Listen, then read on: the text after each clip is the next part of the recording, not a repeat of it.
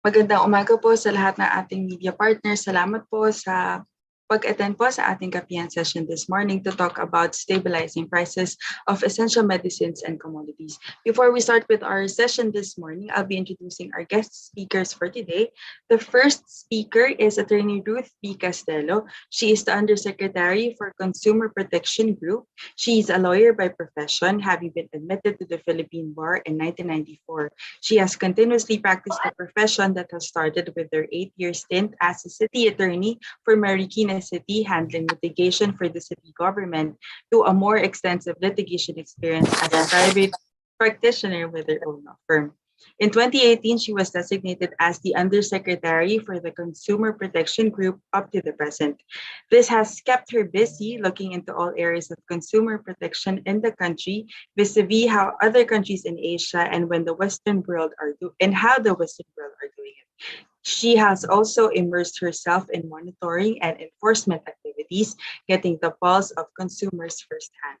She worked at increasing consumer awareness of their rights as well as their responsibilities and strengthened the consumer protection initiatives of the Department of Trade and Industry. The second speaker for this morning is Dr. Ana Melissa Guerrero. She is the Present Head and Health Technology Assessment Unit of the Health Technology Assessment Unit. She leads the institutionalization of health technology assessment in the Department of Health as one of the key levels of the UHC law.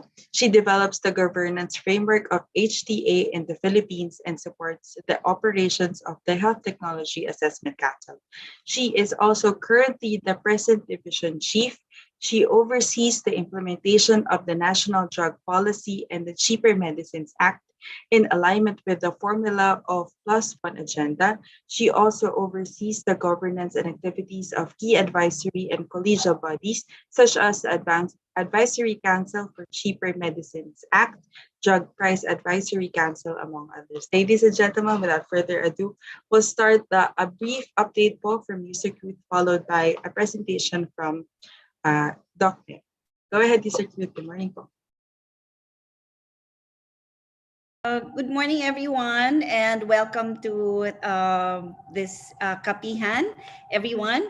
Magandang umaga po. I'm Ruth Castello from the Department of Trade and Industry. And as you might be aware of, ang DTI po fully supports the initiatives of the Department of Health. Whether or not we have this pandemic, alam nyo naman po that we have been assisting various implementing agencies of the Price Act.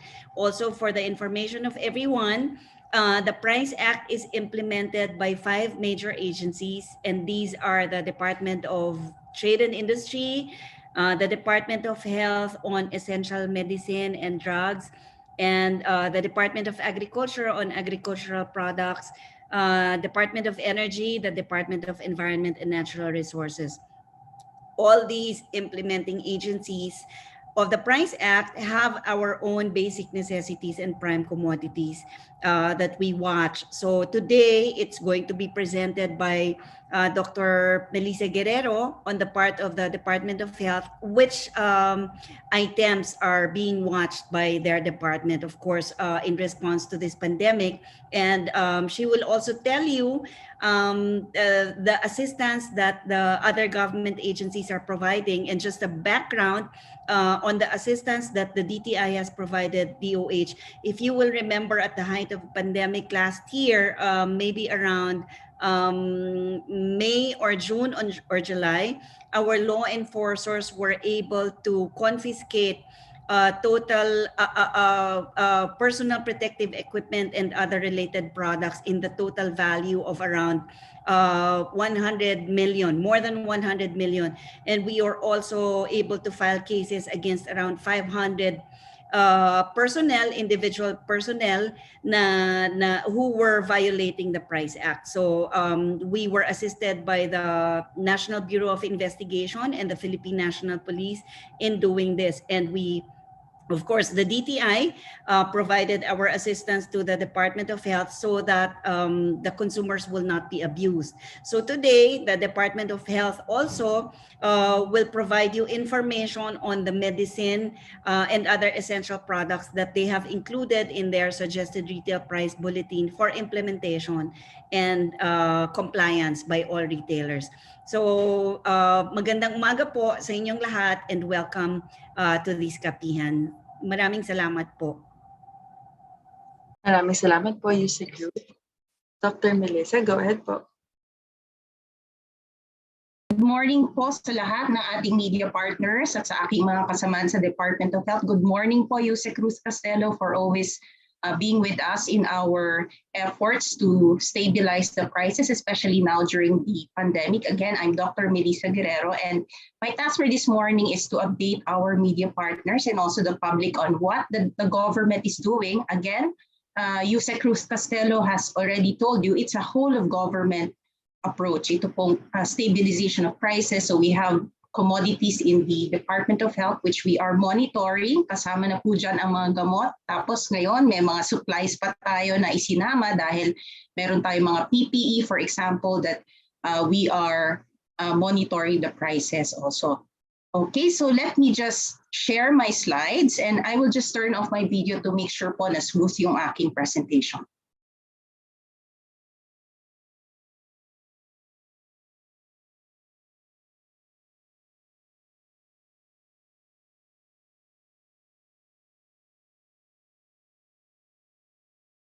So confirming that you can now see my slides.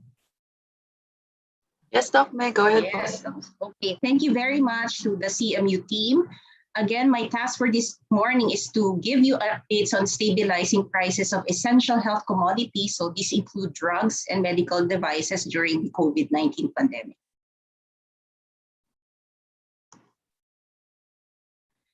Let's now go first to the suggested retail price.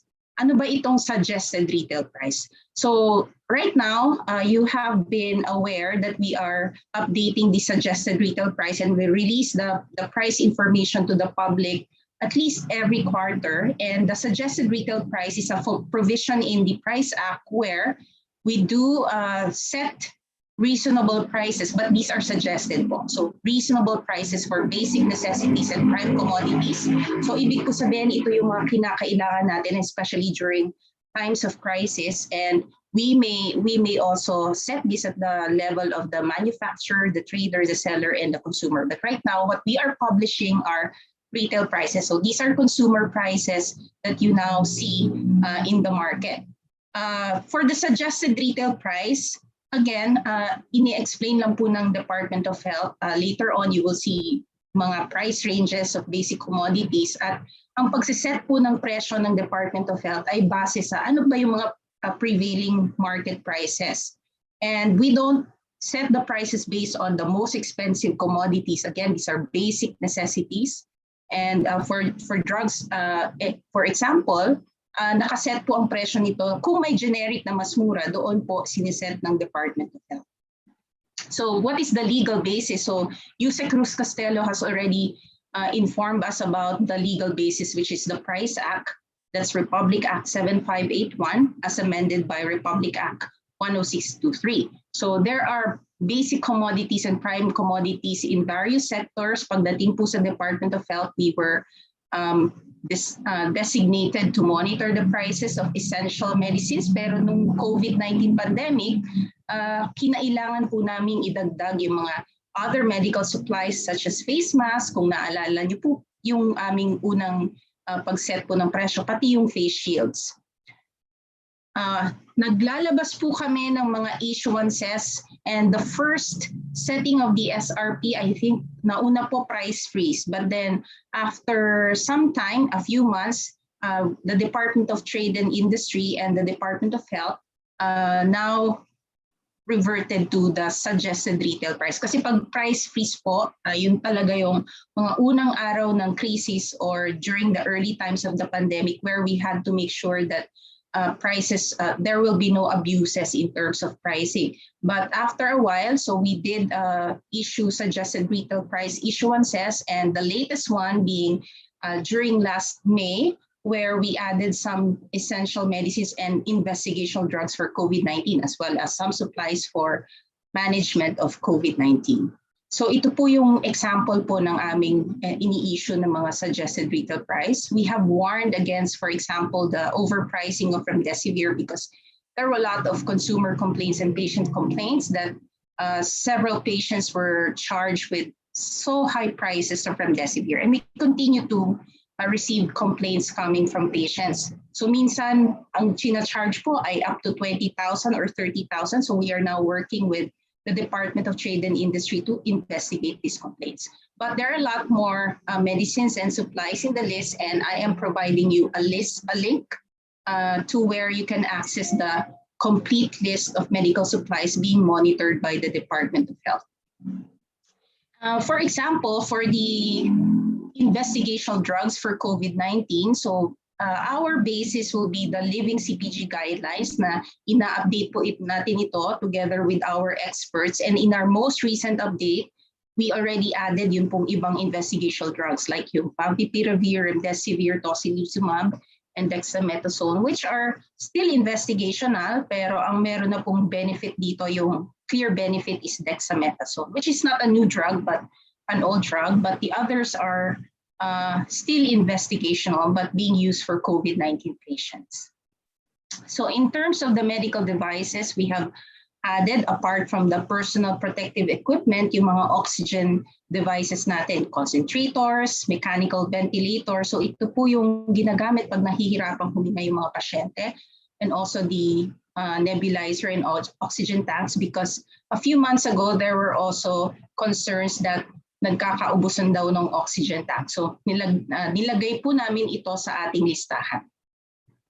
And a few examples of how we set prices. How do we set prices? So basically po, we have means to monitor, like we have for drugs, we have the electronic drug price monitoring system where drugstores and hospitals submit the consumer prices to the Department of Health on a regular basis.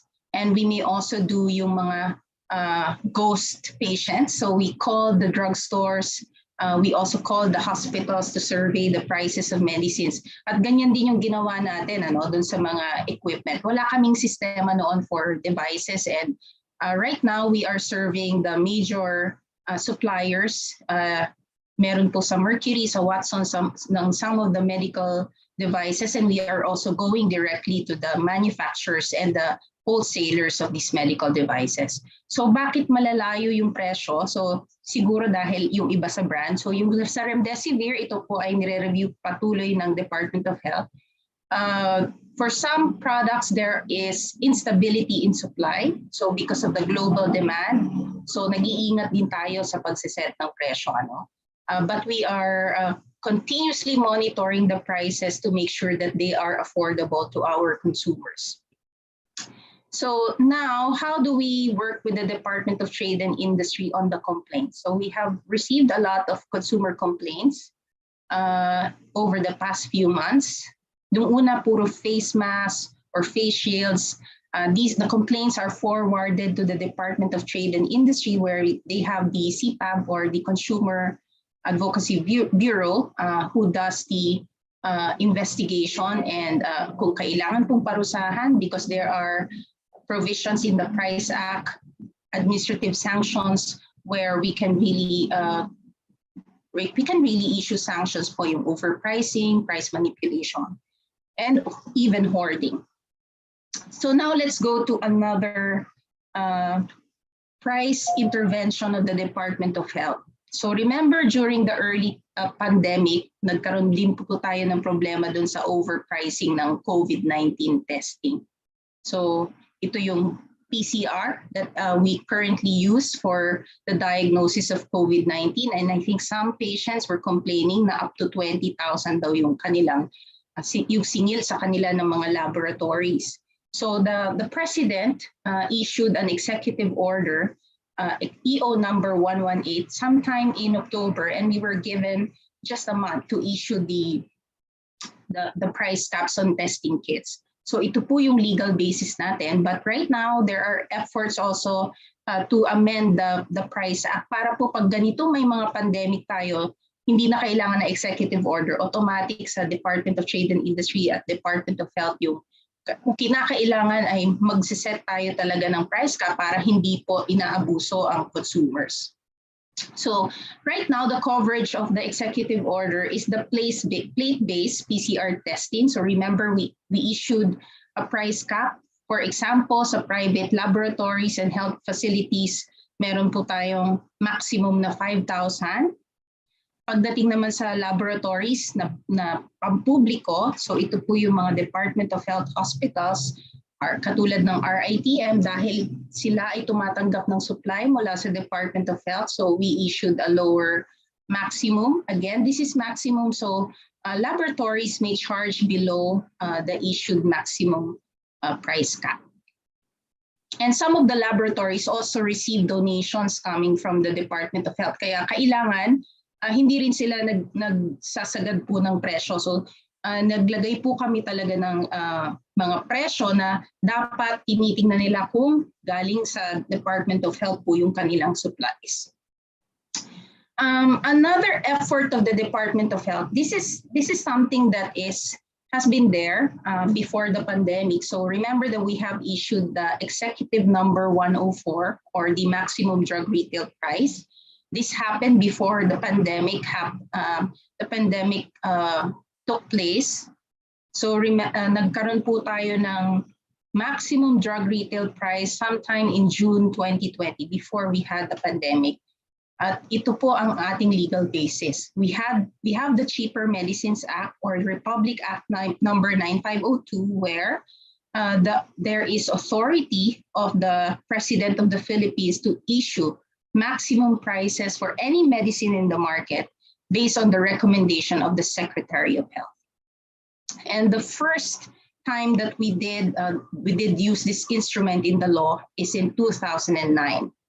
Ang presidente pa noon ay si President Gloria Macapagal Arroyo at ang coverage po ng Executive Order number 821 that was issued then was only 5 or 6 medicines. So mostly these are the leading medicines for hypertension, some drugs for cancer, dalawa yung cancer drugs natin dito, and one is an antibiotic.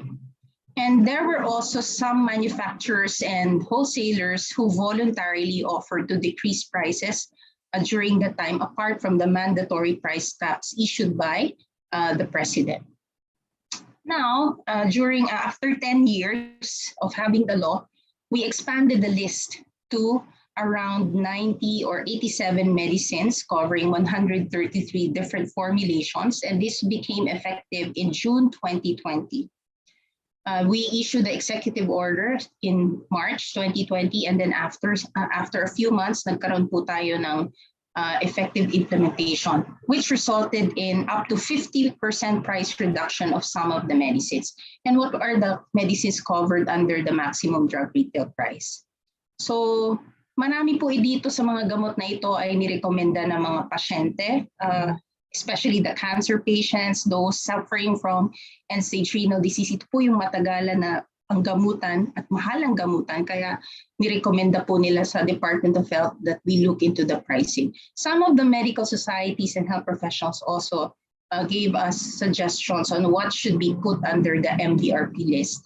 So ito po yung current coverage of the MDRP list. So many of them are for chronic diseases like hypertension, diabetes, the leading cancers like breast, lung cancer, and colon cancer. We also have a few drugs for neonatal diseases.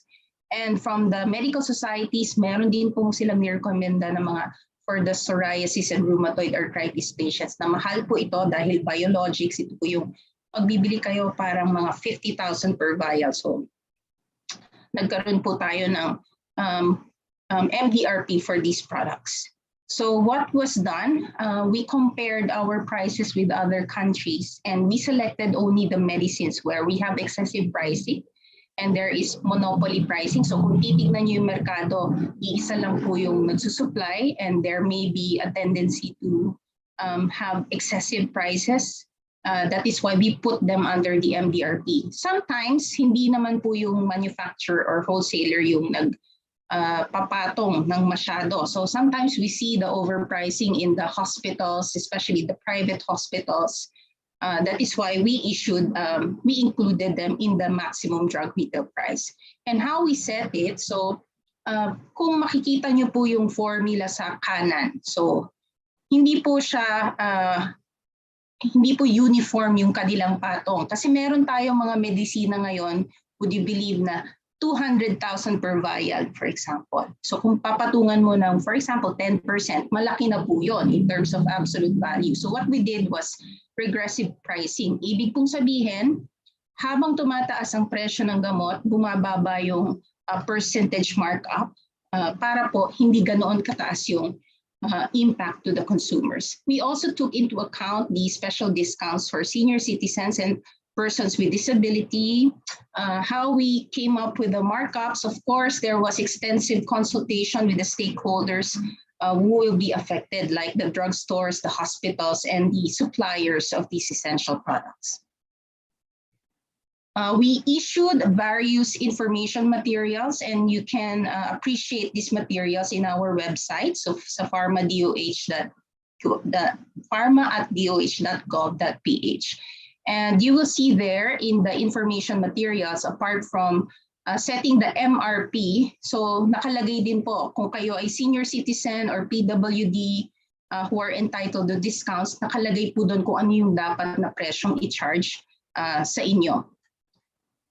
And these posters also must be posted in the drugstores. The hospitals also should inform the patients pagdating po sa ospital, kailangan pinapakita ito sa inyo.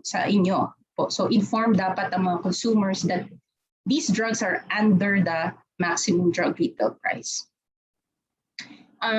All prices are VAT inclusive except for products that are covered by current laws on the VAT exemption of medicines. So kasama ngayon doon sa VAT exemption yung mga drugs for hypertension, diabetes, and I think under the CREATE kasama na rin yung cancer, and also TB drugs and end-stage renal disease drugs. So nakalagay naman po sa aming mga posters kung ito po ay may VAT or walang VAT.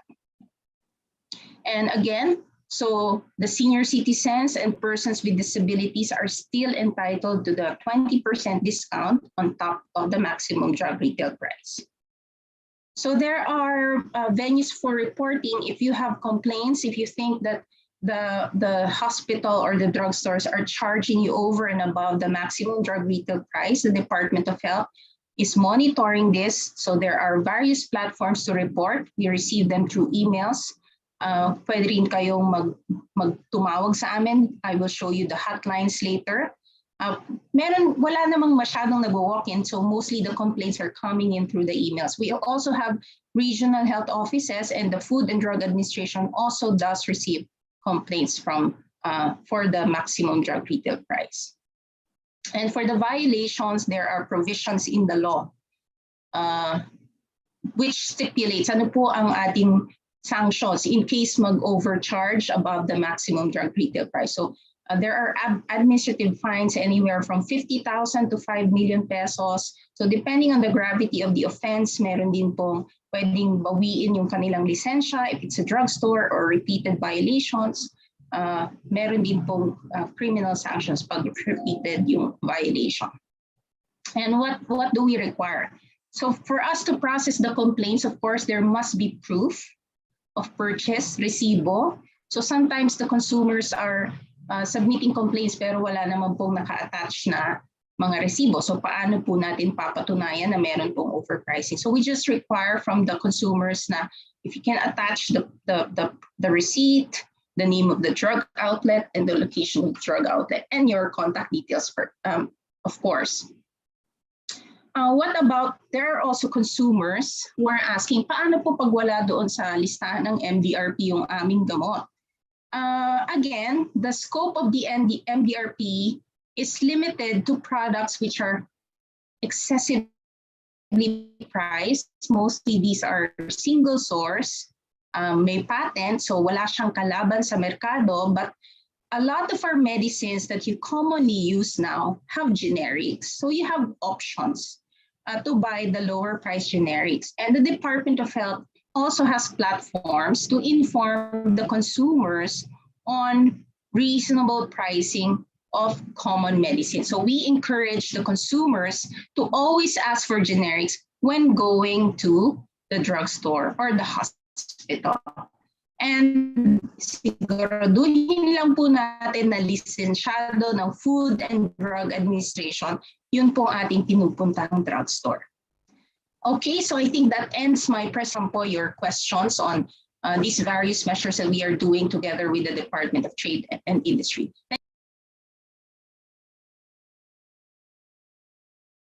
Maraming salamat po, Yusek Ruth, as well as Dr. Melissa, for updating us on the initiatives that the DTI and the DOH are taking para po masiguro na yung drugs and essential commodities are accessible and available to our consumers at the time of the pandemic. Nakita din po natin sa presentation po ng ating Yusek Ruth and Dr. Me yung legal basis po, as well as the methodology po na nag-undergo, as well as the implementation po para masiguro na itong mga drugs and essential commodities are available to our consumers. We will now open the floor for questions. Red, go ahead. Ayan, hello? Hello? Okay. First question po kay Doc Mel. Of course, ito experience ko to.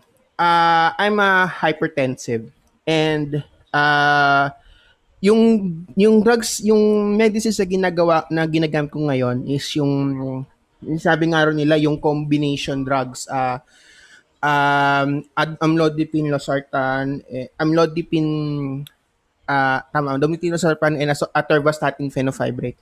I've noticed na medyo mahal siya or somewhat nasa 20 something level and I also noticed nga na parang isang brand lang yung atorvastatin fenofibrate na nasa market ngayon. Can the DOH add these other medicines? Kasi I know na may mga ilan yata na hindi pa yata available dun sa MDRP system natin. Pero they are hypertensive drugs.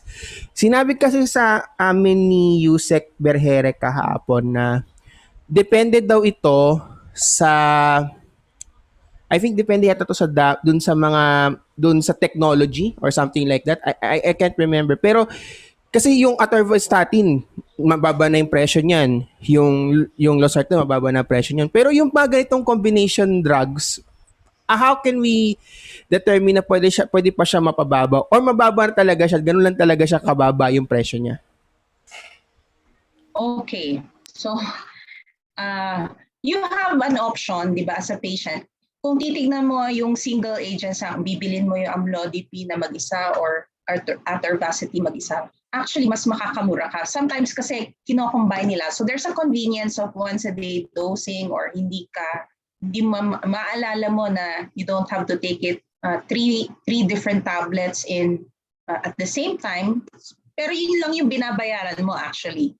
But if you take the drugs singly, then you will have the same effect. We can include those drugs in the MDRP, but like what I said, so we are now focusing on drugs which have no competition and therefore may tendency siya na mataas ang presyo niya. For these products kasi na combination, mostly na to of patent, meron na tong competition. So if you buy the single agents, mura na po ito eh. So you have the option of doing that. Okay. Going to Yusek Ruth. Yusek, meron po ba tayong mga nakikitang mga issues pa rin right now sa presyo ng mga basic commodities natin? Nag-stabilize na po ba yung presyo ng pork sa ngayon? Kasi parang right now parang wala. I know meron pa rin tayong issue sa supply, pero are we having issues pa rin po sa prices ng ating mga basic commodities, like for example pork? And yun din, isa pa issue din natin yung kahapon yata may nabalita yata na ang dami daw kalabasa na nasasayang daw sa may Nueva Ecija and hindi raw ito maipasok dito. So parang ang problem yata is we have so many supply pero hindi pa rin natin maayos yung isa presyuhan. So are we having issues right now on the prices of basic commodities and also supply and demand as well?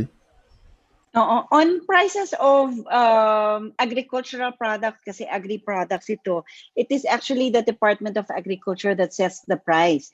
So kung basic commodities, basic necessity siya like pork or chicken or fish, it's really the DA. Right now, we are putting all efforts para ma-stabilize natin yung presyo. We have sufficient supply naman local, pero of course we need to, because of the increased demand, we need to augment this. Kaya nagbaba sila ng tariff on pork para dumami yung supply natin, ma-augment yung local supply natin. On the imported price, I understand that the DA is studying. Tinutuloy pa nila yung kanilang study para ma-check ko if we can impose suggested retail prices on imported pork. There is a sub-task group on economic intelligence led by DTI. This was created in the task group on food security by Secretary Dar. Meron tayong marami kasing mga, alam mo, hindi pa rin natin mapigil yung mga unscrupulous individuals who bring in pork para, kaya hindi natin masyado pang mag-control ang ASF. Like the other day, we were able to confiscate a total value of around 100 million. 50% of this, various agricultural products, 50% of this is pork. Yun yung frozen pork na confiscate natin. Kaya we're doing our best para ma-control yung pasok ng ASF so that we can eventually bring down prices also. But in terms of prices, please rest assured that we're doing everything. Sa retail market, if you will notice, medyo kahit papano bumababa na. Ang local presyo ng local pork ngayon is around 270 to 320. Meron kang makikita na 350, meron, pero sobrang taas na yon. For imported pork, we're also doing our best to bring it down. Sana maging 340 to 350 din. Okay po, salamat po Yusek. Thank you Miss Nick. We'll be going to dun sa last questions around 2 if ever. Thank you, Red, and thank you, Yusek, Ruth, for accommodating that question po. No? Again, just a gentle reminder to all our media partners to stick to the topic po on prices of essential medicines and commodities. Thanks, everyone. Next up, Jen Kalimon, go ahead. Hi, ma'am. Good morning. Okay po. I'm Jen Kalimon from TV5. Okay, ma'am, my mother has leukemia and she is undergoing maintenance chemotherapy. So, alam namin yung mga presyo ng gamot. Unfortunately, yung kanyang gamot for maintenance chemotherapy hindi available sa hospital. So, her doctor referred her to an agent who sells that medicine. And would you believe a tablet of venetoclax costs 1,000 pesos per tablet? So, sa isang bote with 60 tablets, that's already 60,000. And she also needs decitabine. Dito binibenta siya at least 20,000 per vial. So when I asked, saan ba nabibili yung ganitong mga gamot? Bakit sobrang mahal? They said sa India.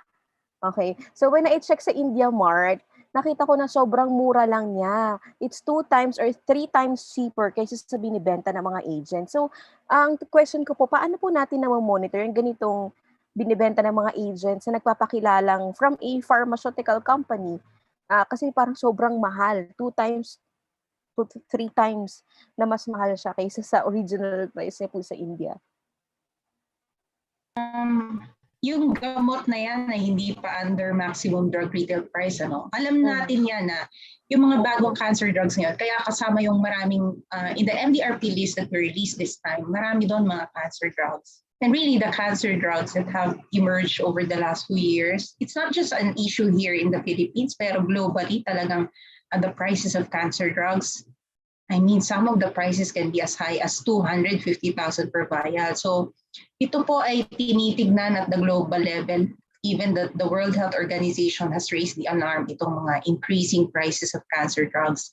Pero ang option kasi dito ng Department of Health now, so we're doing something in terms of providing cancer drug access programs. But right now, with the Department of Health, limited pa lang yung sakit na na-include. And hopefully, lumaki rin ang budget ng Department of Health in accordance with the National Cancer Control Act para po masagot din natin itong mahal na gamot. Kasi pag binibili ng gobyerno, nagmumura po yung gamot eh. Kasi we have some instruments in the law where we can negotiate directly with the suppliers.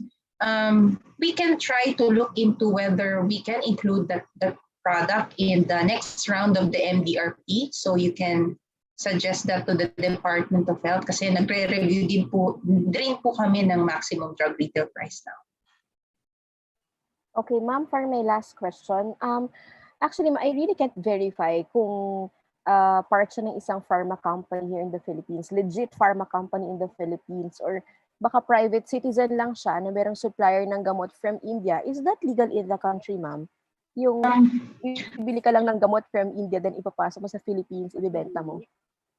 Lahat po dapat may lisensya ng Food and Drug Administration. If you are a manufacturer, a trader, a wholesaler, a retailer, kailangan po may license to operate. So kung legal, kailangan may license siya to directly sell.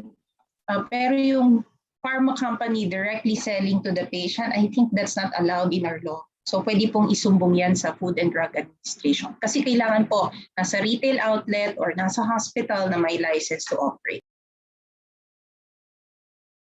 Thank you, ma'am. Thank you. Thank you, Jen. Next, Aiko, go ahead.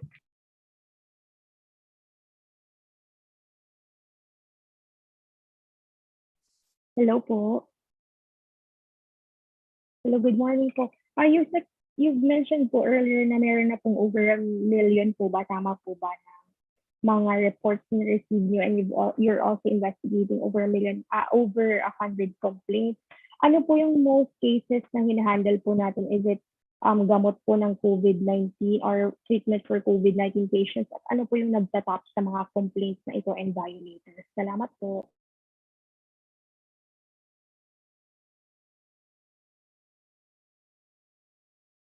USEC route. So sige, so kami po ang nagfo-forward ng complaints sa Department of Trade and Industry. So during the first part of the pandemic, mostly the complaints were on the prices of face masks, face shields. Remember, we set nga prices of the basic face mask. So meron naman po ngayon, nagmura na po yung face mask at face shield that thanks to the efforts also with the Department of Trade and Industry na meron din tayong ginawa tungkol sa supply where we mobilize some of our local manufacturers. Kaya nagmura. So during the first few months, mahal po yan dahil ini-import at nagkaroon po ng global shortage. Right now, most of the issues or complaints that we receive are on COVID-19 investigation drugs. So we have forwarded several complaints actually to the Department of Trade and Industry on the pricing of remdesivir. Yan po yung marami ngayon, yung pricing of remdesivir. And I hope that we can work together with the TTI po para po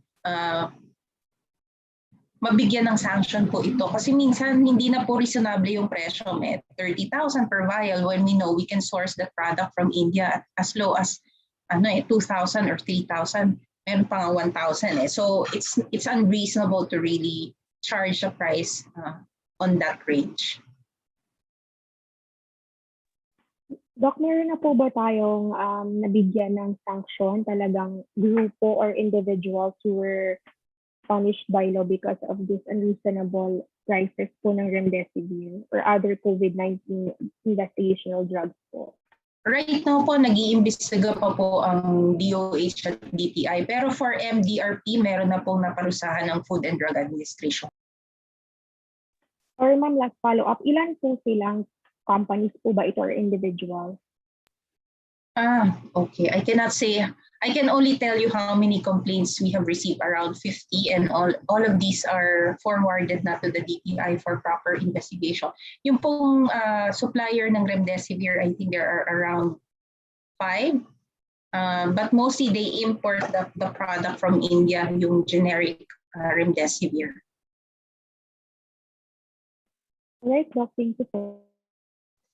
Mr. Ruth, would you also like to add to what Aiko just asked? Go ahead, ma'am. Oh, yes.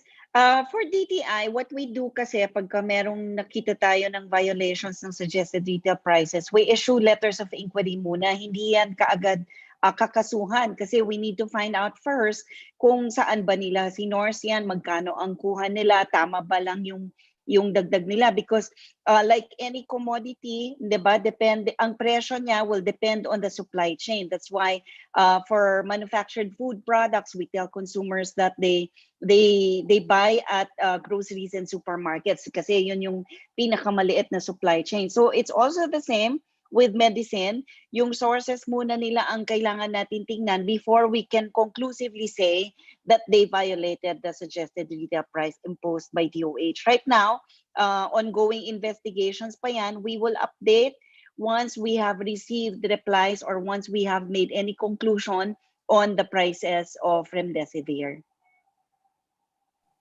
Thank you, Yusek Ruth. So I hope that's clear, Aiko. Next question po from Leigh Alvis. Go ahead, Leigh. Yes, to Dr. Guerrero. Doc, about ivermectin naman, I know this is not listed under the yung MDRP. Pero ngayon parang nasa 25 pesos up yung kanyang presyo sa market. And because due to limited access din siguro. Pero I understand before the pandemic, this was way much cheaper. So is DOH also looking into this? Okay, yung ivermectin, it was not available locally in the market. Actually, yung Department of Health receives donations coming from the World Health Organization, but for another indication, this is for our filariasis program, not for COVID. Pero ang problema na ng Department of Health, walang local supplier. It's only now na may na-register ang Food and Drug Administration ng local supplier. So we can look into the pricing of ivermectin since it is an investigational product for COVID-19. Thank you, Doc. We'll open the floor for more questions from our media partners. Kung wala na pong ibang questions. Hi po. Go ahead, Red. To Dr. Guerrero, last na lang po siguro on my end. Yung nasabi naman po na may mga nagrereklamo naman and all regarding dun sa mga overpricing na mga gamot. Pero namomonitor po ba? Of course, we know big drugstores are being monitored naman. The Mercury Drugs, the Watsons, and the South Stars. Pero paano po yung mga maliliit na drugstores and medical supply shops? Like for example, yung sa Bambang and sa Tayuman na malapit po sa DOH. I know, marami po dyan lisensyado naman. Pero namomonitor po ba, may iba talaga yung talagang fly by night or yung patago talaga kung magbenta. Namomonitor din po ba natin yun? And may mga nagreklamo po ba coming from these stores? And aside, corollary to that, online shops. Do we also monitor online shops, Lazada, Shopee, and Facebook Marketplace? Lalo na dyan mismo medyo unregulated din yung pricing din yan eh. Okay, so sa Department of Health, we have a system already for monitoring prices of drugstores, whether chain or independent. We have an electronic drug price monitoring system where the big chain drugstores submit to us electronically all essential drug prices on a quarterly basis. Pag mga independent, yung maliliit na paisa-isa, so at least they submit once a year kasi wala naman silang masyadong tao para mag-upload, but we do have regional drug price monitoring officers who can, apart from the electronic drug price monitoring system, who can visit po the drugstores from time to time to look at the prices, especially those under the drug price regulation of the Department of Health. Kung medyo nahihirapan tayo ngayon, wala tayong sistema talaga for the medical devices and supplies. At ngayon lang talaga na-experience ng Department of Health yung pagmumonitor ng presyo ng devices and supplies. Ngayon rin lang nagkaroon ng batas under the Universal Healthcare Law na maglalagay kami ng presyo at least for the Department of Health hospitals. But given the pandemic, nagkaroon din talaga ng necessity for the Department of Health to issue kahit suggested retail price lang. The pricing for the supplies and devices is not that comprehensive or advanced as we have done for the medicines, but we are doing something about this. On the online selling, bawal po ito actually. So sinusumbong po sa Food and Drug Administration yung mga online selling of even drugs and supplies. So I think for the Food and Drug Administration, allowed ka lang mag-online selling if you have a physical drugstore or a device store na merong license to operate, but otherwise they are not allowed. So, again bawal pong magbenta ng drugs online, even sa Facebook Marketplace. Food supplements pwede. It depends. Bawal din po yan. Ang food supplement, sinusumbong din po yan sa Food and Drug Administration. Di ba, Doc Meme mentioned earlier that unless you have a license to operate in a physical drugstore, hindi ka pwedeng magbenta online. So, whether food supplement or yung essential drugs. But if you also remember, maraming binibenta na ivermectin, hindi ba, sa online. So when we received reports on this, we wrote to the big platforms to tell them, to advise them na hindi pwedeng ibenta yan. So they took down the sellers or stopped the sellers from offering this for sale online. Pero ma'am, kasi may mga, well, of course may nakikita ko mga nagbebenta ng food supplements on Lazada and Shopee. And ngayon ko lang nalaman na bawal pala ito unless that you have a physical drugstore. Kasi iba kasi independent kung magbenta or wala, basta wala lang silang nagbebenta online What are we doing about this? Kasi kung yung pala, bawal pala, bakit meron pa ring lumalabas na ganito? Mahirap po yung sa Castello to really run after the online. So, but FDA po is monitoring that kasi kapag po nagsusubong tayo sa FDA ang mga ivermectin, kung mahuhuli po nila, talaga pong nagpapa-NBI ang FDA po. Pero dahil nga online seller, minsan po mahirap talaga silang mahuli. Pero pati DTI, Doc Meme, we have a team of personnel dedicated to monitor online sellers. So pagka meron tayong nakikitang ganyan, we report it to FDA. At the same time, we communicate with the platforms para alisin nila yung sellers nila. And well, thankfully, ang online platforms naman cooperate with DTI pagka meron tayong mga ganyang requests, sumusunod naman sila. Okay po. Sige po. Salamat po. To our speakers, my questions pa po from Kat Domingo. Go ahead. Good morning, ma'am. Just to explain to our readers and viewers, bakit po bawal ka mag-sell ng food supplements and drugs if you don't have a physical store? If we can just laymanize it for the public. Okay, kasi yung license to operate, so for example, ang isang drugstore, para po mag-operate ang isang drugstore, kailangan may trained pharmacist yan para po alam nila kung paano ang pagbibigay ng product, pag-a-advise sa pasyente. Kung online store, wala pong mga pharmacists yan. So, sino po yung magbabantay kung tama yung binibigay nilang gamot?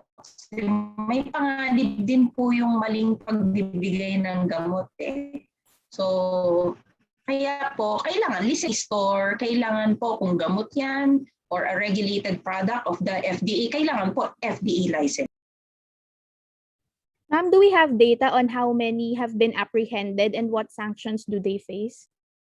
We can probably get that from the Food and Drug Administration. Wala lang po tayong kasama ngayon sa FDA. But we can request from the FDA po. Thank you po. Thank you, Kat. Aiko, go ahead. Yes, so follow up lang dito sa question on the liability po ng mga online sellers. Ano po yung pwedeng ipataw sa kanila or punishment since mahirap din nga pong i-monitor but as you've mentioned, meron na pong teams na nakatutok dito. Ano po yung maipapataw po sa kanila once they're proven and apprehended of doing such po? I think there are criminal sanctions po kasi sa Food and Drug Administration, kailangan nga po meron kang una facility na tama yung conditions, meron kang trained health personnel who can advise. So lalo na pag may nangyari dun sa pasyente, you are criminally liable. Doon sa violations ng Price Act, of course, FDA will have their own penalties on that. Pero pagka violations ng presyo naman, there are specific penalty provisions enumerated in the Price Act. So there, of course, is an administrative fine of at least 1,000 pesos up to 1 million pesos. May criminal liability of imprisonment of 5 to 15 years. And then there is also a fine of at least 5,000 pesos to 2 million pesos. So depende sa charges, kung makita na violating talaga all the provisions, lahat yun i-impose na penalty. Aside from, this is on top of the FDA provisions also on penalties.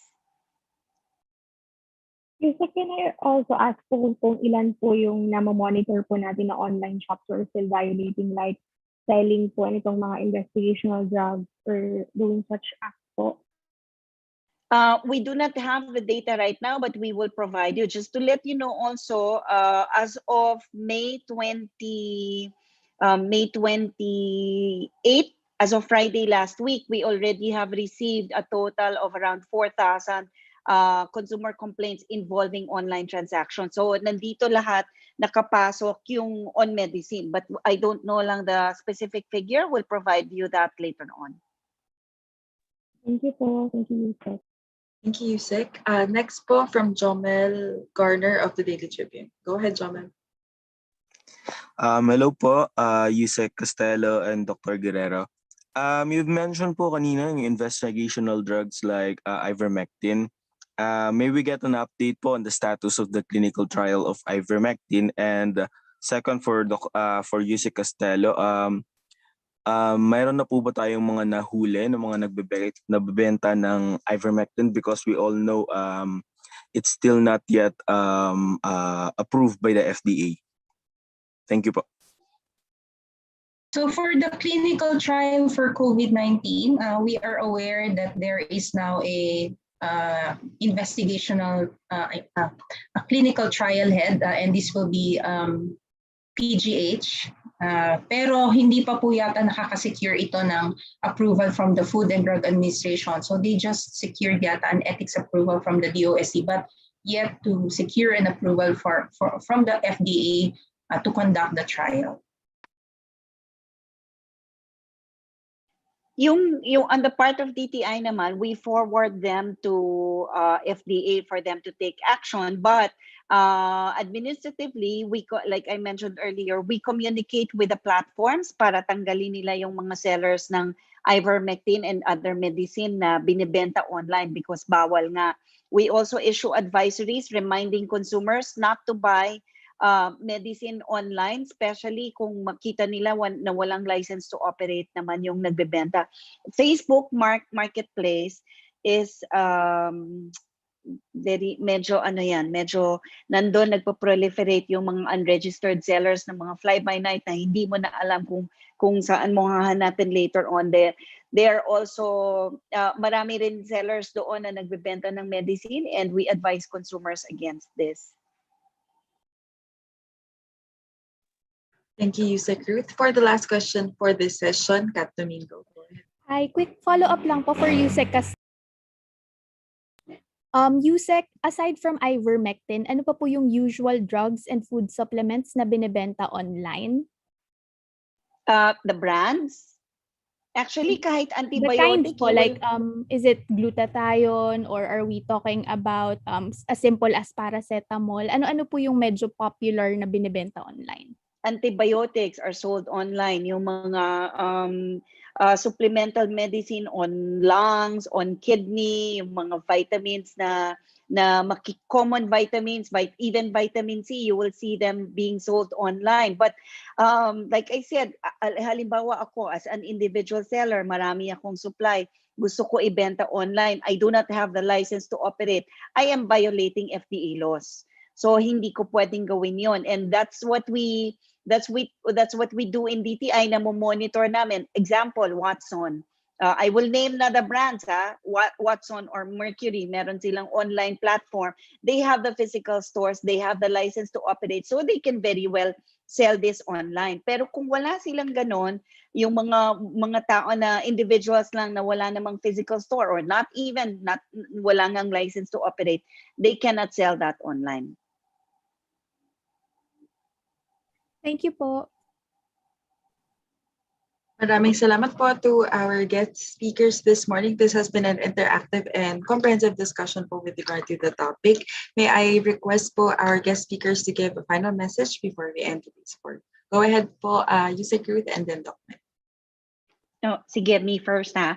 I just want to emphasize that the implementing agencies of the Price Act have the mandate to make sure that we have sufficient supply of our basic necessities and prime commodities at reasonable prices. Kailangan po ang presyo nito reasonable based on the computations made by the implementing agencies. And just to let you know, our prices rin naman come from the manufacturers themselves. Hindi naman po natin iniimbento ang presyo nito. So we make our computations, we verify the data that they submit to us before we are able to implement suggested retail prices. And the Price Act also mandates us that while ensuring adequate supply at reasonable prices, we also need to provide a fair return of investment on the part of the manufacturers or retailers. Kaya kasama po yan sa computations natin. All these factors are considered to make sure that everybody benefits from what we are doing. All on consumer protection, we're doing this para masigurado lang that our consumers, and we all are consumers, we have the sufficient supply, the prices are reasonable, and that we do not deprive the businesses of a fair return of their investment. And we also hope, we appeal to all of you in the media at sa lahat na rin ng consumers natin to also help us in protecting all of us. Pagka meron kayong nakita na what do you call this? Yung mga hindi tama, kung meron tayong observations ng abuse on the part of the seller, please do not hesitate to call on us. DTI 1384 is our consumer hotline. And then we also have the consumer care at dti.gov.ph email address. So even if it's a Department of Health product, because of the assistance that we provide them, we also would welcome complaints or information that you can send us on this. Maraming salamat po. Maraming salamat sa inyong lahat at sa Department of Health. Thank you and good morning. Thank you, Sir Dr. Meg. Mukhang wala na po akong idadagdag masyado dun po sa sinabi ni Yusek Ruth, except thank you to the Department of Trade and Industry for continuously working with the Department of Health para po bantayan ang presyo at to make sure that our consumers are protected from overpricing, also from other illegal acts of price manipulation. So matibay po nating kapartner ang Department of Trade and Industry. Sa ating pong media partners, we are encouraging you to help us disseminate the information on the various initiatives of the Department of Health and the DTI to stabilize the prices of essential health commodities, especially at this time of the pandemic, to protect the patients and the consumers. So maaari pong isumbong ang lahat ng complaints kung meron pong overpricing dun sa testing, dun po sa ating mga gamot and medical devices. We have a number, ito po yung 899-53846, local 254255. Medyo mahaba po yung email address, but I'll say it anyway. So you can submit your complaints. Please attach the receipt, ppdrudrugpricemonitoring@gmail.com. We will also give this to our CMU para po i-disseminate sa ating mga media partners. Thank you very much, and once again, good morning to everyone. We'll be sharing these hotlines again to our media partners. Again, maraming salamat po to our guest speakers. Ingat po tayong lahat. This concludes our Kapihan session this morning. Thank you again.